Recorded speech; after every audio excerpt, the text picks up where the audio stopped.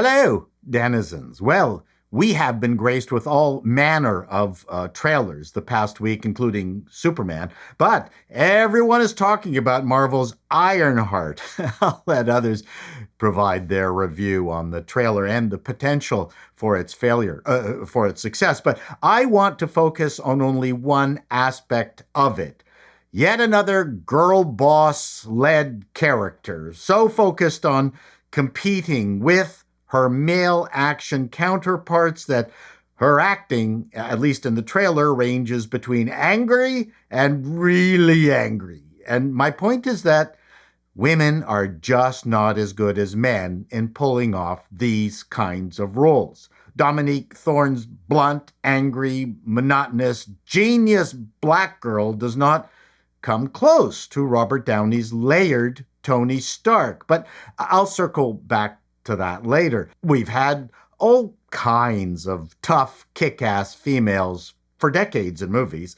They were a nice change from the men doing the same stupid thing, but something changed over the past 10 or so years that has really soured many of us on the mere appearance of what has been derisively labeled as a girl boss.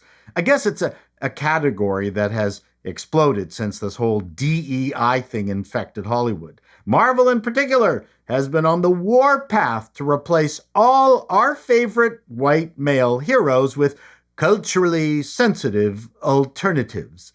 The latest one is Ironheart, which is supposed to be a replacement for Iron Man. Good luck.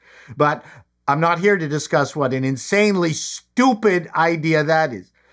I want to focus on how this falls into something I call chick dick flicks, essentially replacing Jason Statham and other male action stars with 5'0" 90-pound scowling female bags of water who lay waste to all manner of stuntmen in her vicinity. It's not that women can't do action movies. Just look at Kill Bill and the well-choreographed initial outings of Black Widow. Some of us have fond memories of Honor Blackman and Diana Rigg on The Avengers. But I'm sorry. The sheer volume of female-led action movies of late have become more boring and tiresome than the previous abundance of male-led action efforts. The difference is, a bad male actor is immensely more interesting than most female actresses in a similar role. The reason is that the women are always imitating the scowl and stoicism of a man, where a man just does it because they're, well, a man. Atomic Blonde with Charlize Theron did a good job of finding that balance in that La Femme Nikita kind of way. The uncompromising viciousness of Chloe Grace Moretz as Hit Girl in Kick-Ass was a refreshing change.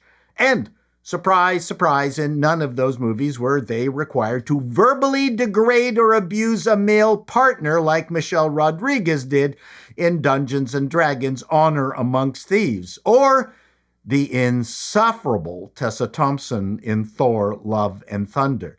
This seems to be a mandatory character trait for modern-day girl bosses.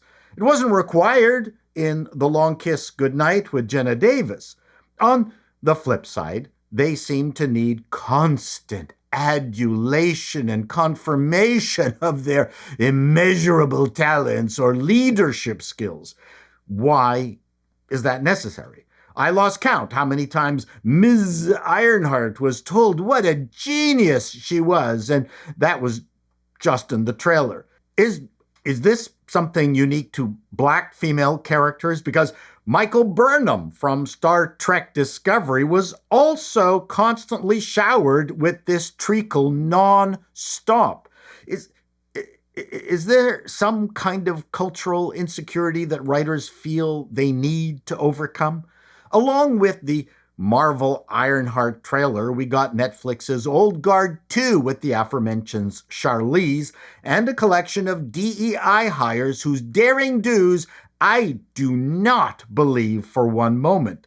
Is it the fault of the fight choreographer, or is it because I'm tired tired of these one-note performances. The John Wick spin-off Ballerina with the petite Ana de Armas looks utterly unconvincing. And before you come after me about all the terrible hired killer genre movies featuring men, I fully admit that any Seagal movie is just as bad as most of the female-led doppelgangers. Truth be told, Jean-Claude Van Damme's French action comedy film The Gardener looks pretty frightening, but not in a good way. But the fact remains that women cannot pull off the physical presence, vocal timbre, or that sly look that drips with menacing impending death. I give you Exhibit A, Lee Van Cleef. And men don't even need to be big. Look at Jackie Earle Haley's performance as Rorschach in The Watchmen. He seethes with brutality. For God's sakes, Bob Odenkirk, a skinny ex-comedian, pulls it off in Nobody.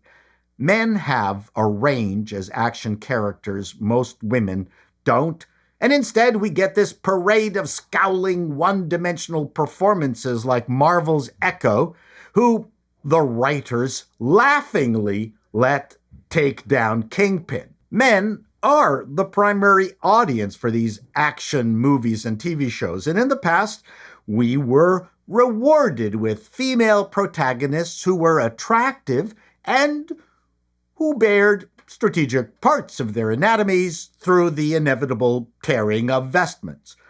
And we were good with that. Now, not only are these girl bosses insufferable, they are dressed up to look like leather tamales.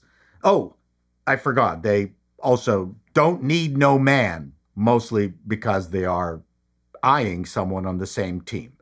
I will be watching Ironheart because I know it will be deliciously horrible. Till next time, denizens, be seeing you.